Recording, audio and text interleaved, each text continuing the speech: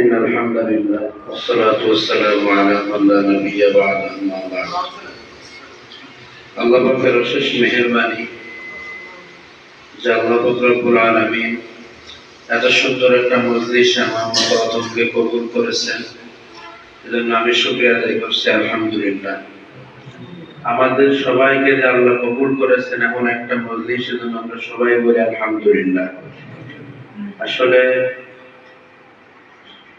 পিতা মাতার কাছে যেমন সন্তান কখনো বড় হয় না, উস্তাদের কাছেও ছাত্র জিন্দেগিতেও বড় হয় না।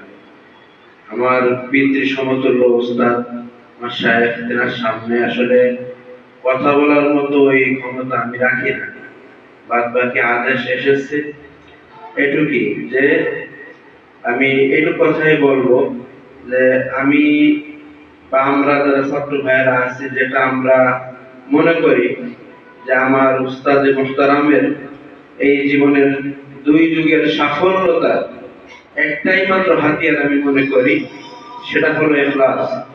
আর তেনার ছাত্রদের মাধ্যমে যে সফলতাটা আসে সেটা হলো ছাত্রদের মধ্যে আমল এবং আদব, আমল এবং আদবের সমন্বয়ে লেখাপড়া হয়, যার কারণে তার ছাত্রদের মাধ্যমে আল্লাহ তাআলা বর্তমানে নড়াইলের মধ্যে একটা মুকুট হিসেবে, একটা মুকুটহীন রাজা হিসেবে কবুল করেছে আলহামদুলিল্লাহ।